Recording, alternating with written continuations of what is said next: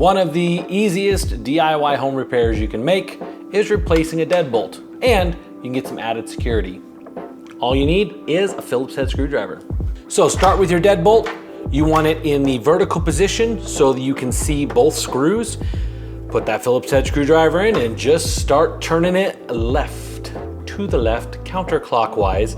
This is the righty-tighty, lefty-loosey. Works in almost all situations, unless the designer was evil.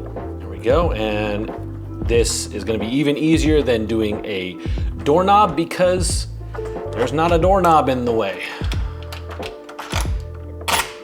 There we go. Pull off the inside lock, pull off the outside lock. Let's remove the actual deadbolt bolt piece. There we go.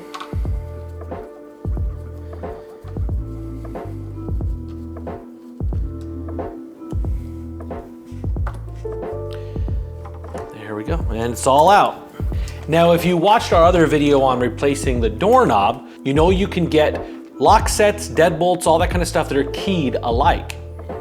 If you happen to be buying a separate lock and deadbolt, you can sometimes have the associate at Lowe's, Home Depot, or Ace Hardware, any of the hardware stores. They usually have somebody in-house that can key them. So let's say you just need to replace the deadbolt, bring your key in with you, purchase the deadbolts, and they can rekey it for you in the store. That way that new deadbolt, maybe you're adding one that's broken or something like that, it can be keyed to your existing house key.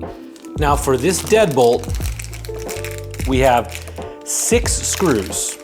These longer machine type screws are for the actual deadbolt itself going through the door here. The 2 smaller ones screw in right here to hold the deadbolt into the door. And then these longer ones are for your striker plate to go into the door frame. That way it gives you a more secure connection, because again, the deadbolt is the kind of the securing mechanism of a door setup. And so if these don't screw in all the way through into the frame of the house from your door jamb, it's easier to break through. So that's why you have extra long ones for the deadbolt striker plate.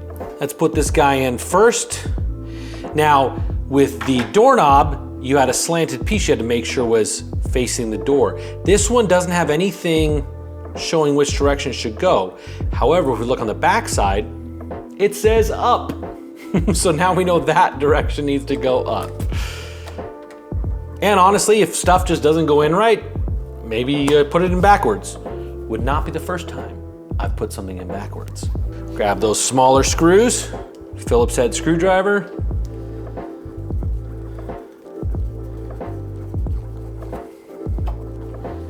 Right in there, perfect. Now let's say the holes here are maybe stripped out from being replaced multiple times or something along those lines. Don't over tighten too much, but if maybe the holes are stripped out, you can try a longer screw. Just find another wood type screw with a flat top to it. You'll find some screws have a curved top. So you just want to go to the hardware section and find a flat top Phillips head screw. Probably won't find a black one, but that'll be perfect. It goes a little longer, a little deeper into the door, and it'll hold it more securely. Or you can actually shove some toothpicks in there to kind of wedge and to kind of help with what's stripped out. So now let's see if there's any instructions on the back of this one. There's not, but this plate is already, it's vertical here in the hole. So I'm just gonna make sure it lines up like that, and then this is vertical. So let's put that through there. All right, it's gonna sit right there. It does not want to hold on its own, so I'm gonna make sure that I hold this backside. See how it's wanting to fall out? And then here, it looks like vertical is the right orientation. Yep, there it goes. Let's see what happens if we try it horizontal. Does it actually fit? It does not. So luckily, even this inexpensive lock set won't let you do it backwards. Those longer machine type screws. And what I mean by machine type screws is like, it's not a wood screw. Wood screws tend to have a longer or like a wider thread. Let's get these guys started. This one is not connected.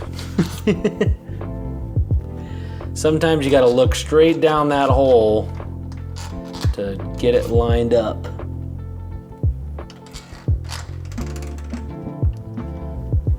There we go, that I think got it.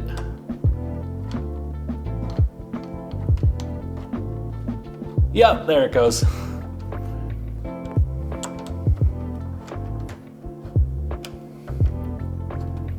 Okay, I'm gonna screw them in till they're just a little bit proud, it's all a little bit loose, and then I'm gonna kind of make sure everything is lined up like I want it to be.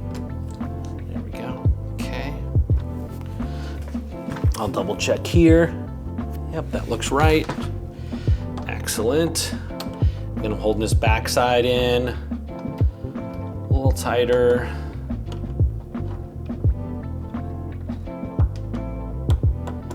If you don't need to like push too much, I like to do this to screw stuff in. It just goes faster than like twisting your hand. Now, I'm gonna make sure that this is all kind of level and square, and I'm gonna tighten it down. Again, not crazy tight, just tight enough. You could use a electric screwdriver on this, but I don't love it. Turn it back and forth, that feels pretty good.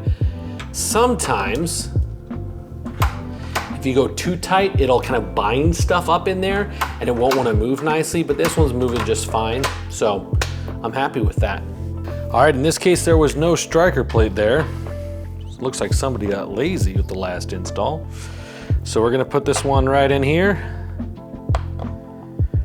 Now, if you find that it doesn't quite fit, you can use like a small, sharp, like box cutter knife to just kind of trim out these areas here. You don't need to go crazy with like a router if you don't have that.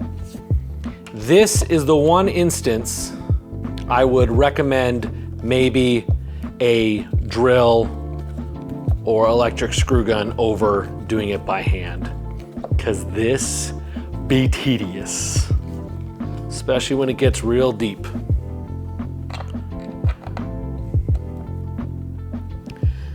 Oh, it looks like this one was stripped out. Might have been why it was not used the last time. Almost there.